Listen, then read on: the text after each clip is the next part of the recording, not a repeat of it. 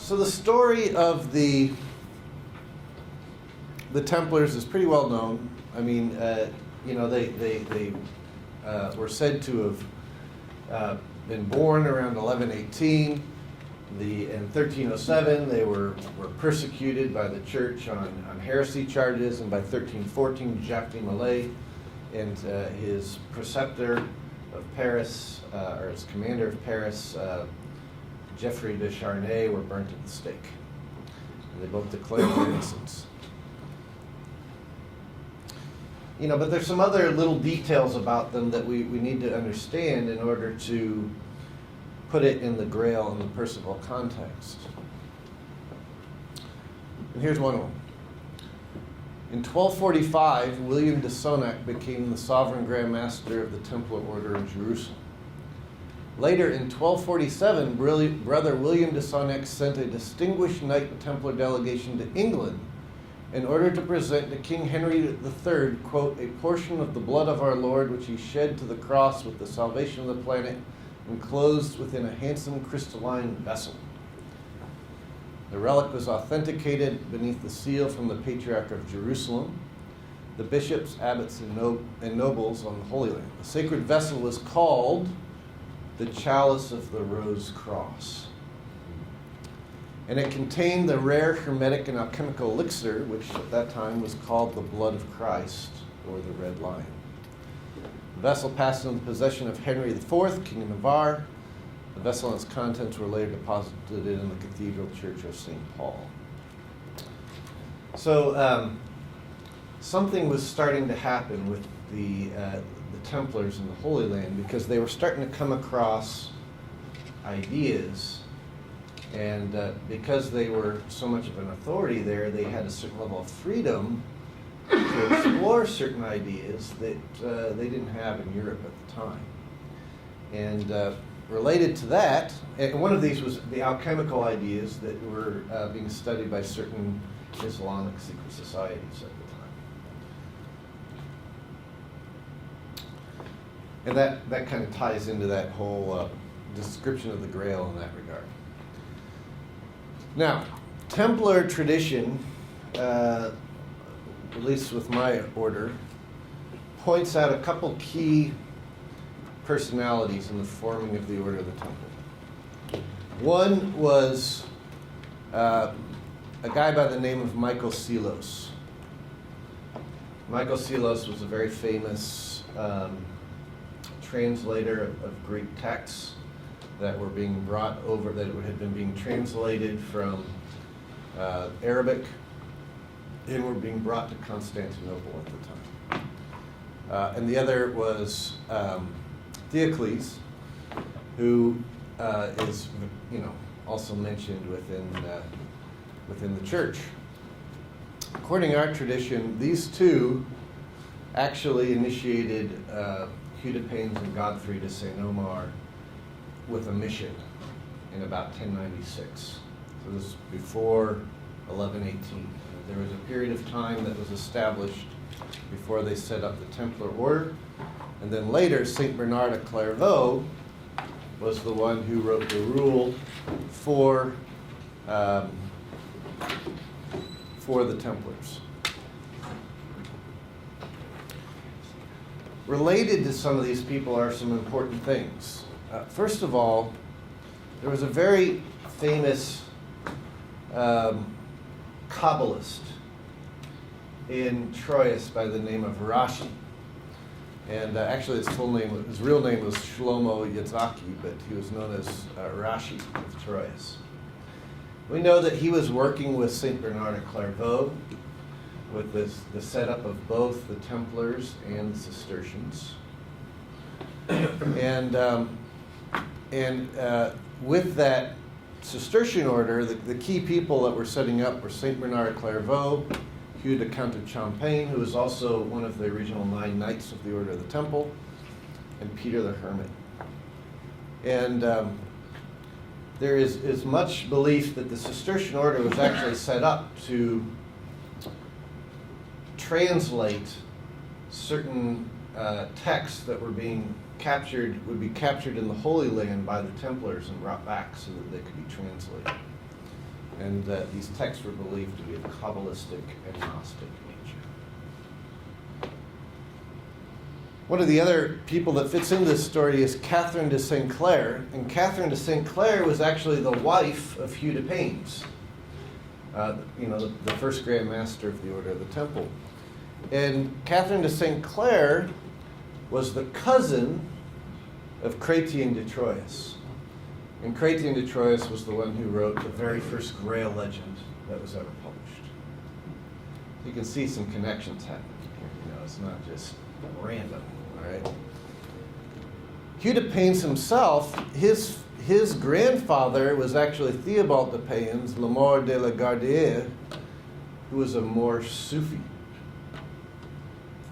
This is significant because Sufism was the Islamic brand of Gnosticism, right? So, in fact, this is why Hugh de Paynes' blason was 3 Moor heads on a gold field, because those 3 Moor heads didn't represent the heads he cut off in battle. They represented his family line, his ancestors. Okay? So,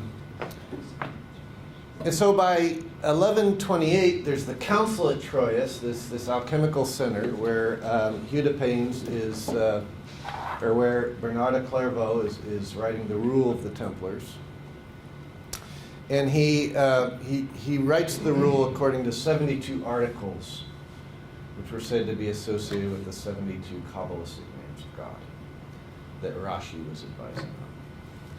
So right from the beginning of the Templar Order, we're seeing some interesting things coming together. We're seeing kabbalistic ideas, we're seeing Gnostic ideas, we're seeing alchemical ideas, and which all have some relation to each other. So, so this is the foundation of the Order of the Temple, right?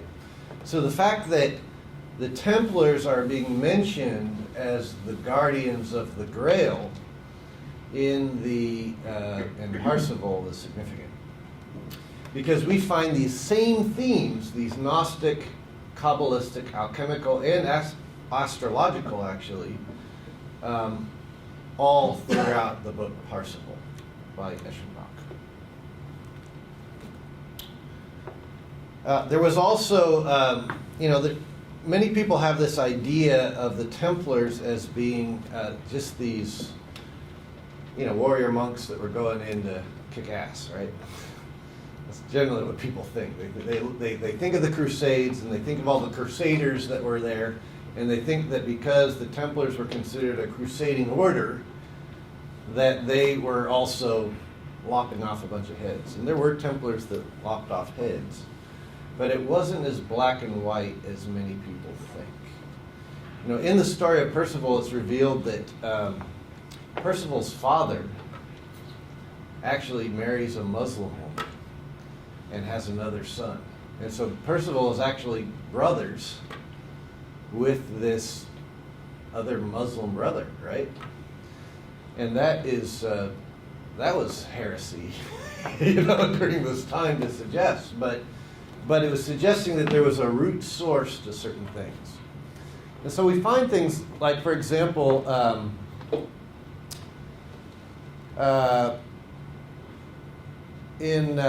one of the head of the Islamic armies during the Crusade, the main head that people talk about was Saladin, right?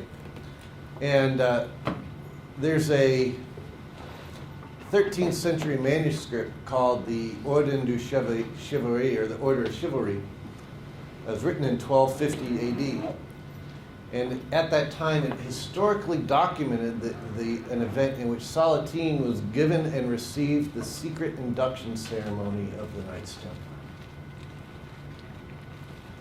Well, that suggests there was more going on there, right? than what historians normally like to look at. We also find things like here I have the Annals of the History of the Crusades in Jerusalem record the story of a young Frankish knight entering the Dome of the Rock and being met by a Muslim praying towards Mecca. Losing his temper, he intimidated the Muslim who was praying the wrong way. The Frankish knight then found himself taken to task by 2 Knights Templar who ordered him out of the holy precinct and told him not to come back until he had learned manners and tolerance. The Templars then, on behalf of the expulsed knight, apologized to the Muslim for the Frank's misgiving attitude, ignoring directives from Rome. And it is known that the Templars gave all Muslims and Jews in the city the right to pray their own way in Jerusalem. Well, that is significant. The only way you do that is if you recognize there's a divine flame within everybody, right? And that the outward expression may be different based on their cultural upbringing and the things they were taught growing up, but there's a divine spark within everyone. And that is, that's really fantastic. And we're going to explore this idea a little bit more as we move along. This right here, this area is it's a mosque now. It's probably a little hard to see. But this is the building.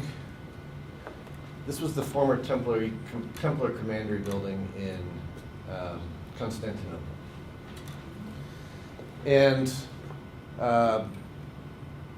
this is also the place where Hudipanes and Godfrey de St. Omar received their initiation and investiture in 1096, prior to going to, off to founding the Templar Order. And this particular building is built like a giant beehive, and it has a rich history even prior to Hudipanes and Godfrey de St. Omar, but after the order was started, it also became the building for Templar activities in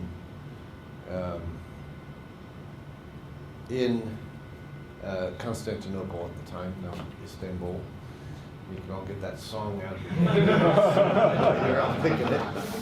So, but buried underneath this mosque, it's now a mosque, there's a secret crypt.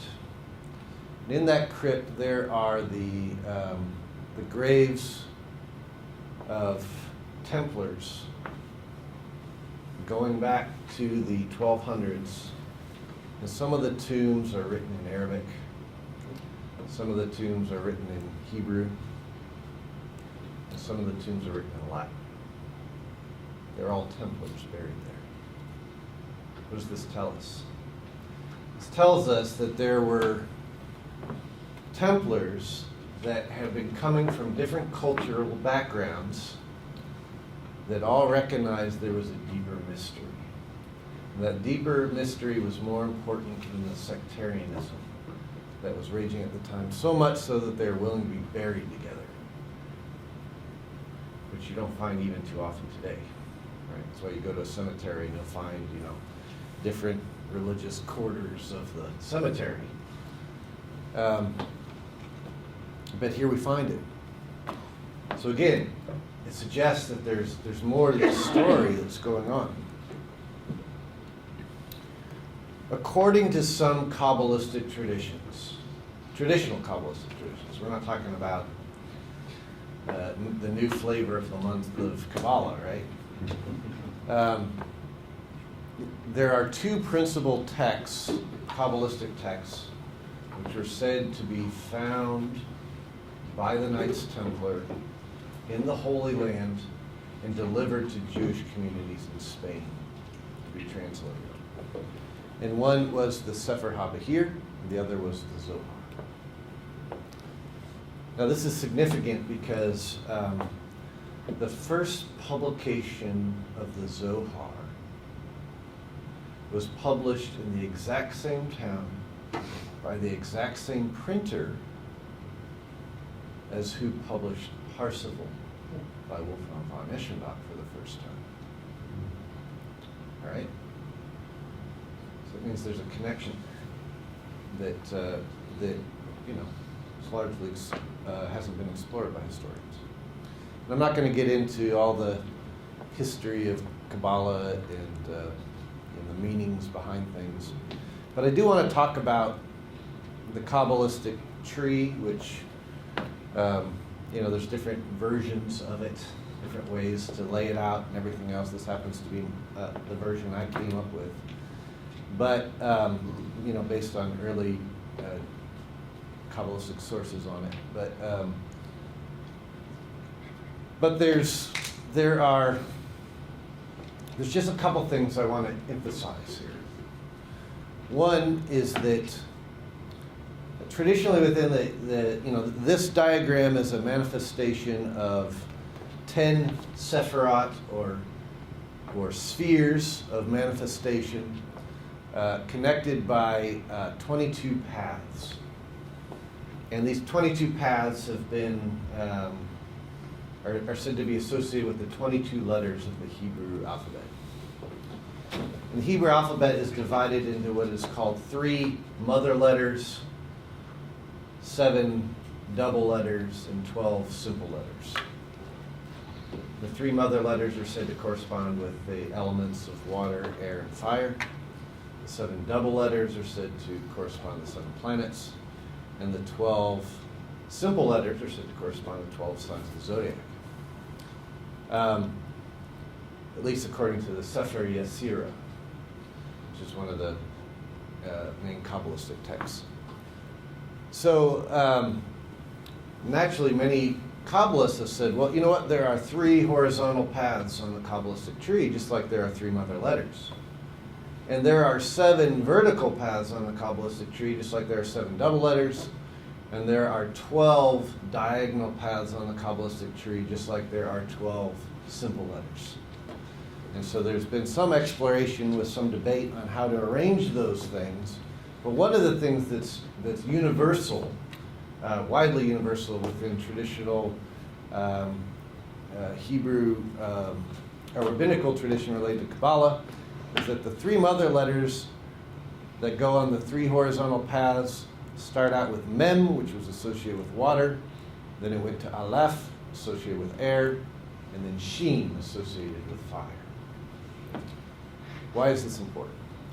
Aside from the astrological talk we just had related to the order of progression down from fire to air to water to earth, it was believed that these 3 steps that you had to cross as you were moving your way up to the tree corresponded to levels of consciousness. And we find the exact same designations of these levels of consciousness within the early Gnostic systems. Water was generally associated with the emotions, air with the intellect, and fire with the spiritual will and the connection with the divine and the light of gnosis. And so you'll find within many esoteric traditions to this day, their degree structures are based on this water, air, fire progression. You also find it also happens to correspond to the same orders of purification that you find in alchemy. So within alchemy, they start out with a digestion stage with what they take whatever they're going to be worked on and they immerse it in a liquid. They call this a baptism by water, in which the essence of the thing leaches out into the liquid. And when this happens, it's called kaput mortem, which means deadhead. Now, coincidentally, perhaps, when we look at the story of John the Baptist, what does he do? He baptizes with water, and then what happens to him? Kaput mortem, deadhead, right?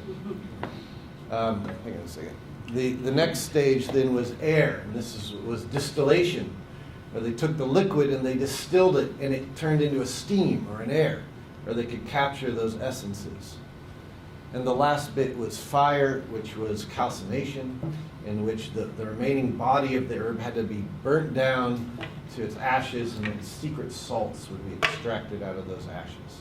And from these 3 processes, you could get what were the 3 essential, what are deemed the 3 essential elements of alchemy, which were its salts, which was this incorruptible body, the oils, which were also oils don't go bad, and its alcohol, which was said to also, alcohol doesn't go bad either. So you combine the 3 together, and you have these 3 substances of different natures that all have a somewhat immortal quality, so they can be recombined after this purification. The Gnostics took this same idea and said, look, the divine light is with everyone. We just need to kind of go through levels of purification to get to it, so that it can, the true immortal part, the true part that's connected with the divinity, can shine forth. And so they would go through these same baptisms by water, by spiritus, or air, and by fire. Now, this was justified within these systems because they looked at the Bible and they said, look, you find this pattern all throughout the Bible. I mean, Jesus said, those who came before me baptized with water and spiritus, or air. I've come to baptize with fire. Right? It's a 3-level progression. Or the story of Noah's Ark. You have the earth obsessed with its physical senses. Along comes a flood. Water. And what does Noah do? He lets birds go into the air. Then he lands on Mount Ararat and makes a burnt sacrifice to God. Fire. So to the Gnostics, when Paul said he was taken up to the third heaven, to them this represented the third stage of purification after going through these levels. So the Templars figured out very quickly in their journeys that, look, there's a pattern here that we're seeing. And it applies Gnostically, it applies kabbalistically, and it applies alchemically. And we're all kind of talking about the same things, we're just using different ways of expressing it. So this diagram then was later to be important in this regard. And one of the Templar symbols that was very prominently used was actually related to the Cross of Lorraine, which was just really a extension of that kabbalistic tree. And it was the middle pillar with those 3 stages that you had to go up.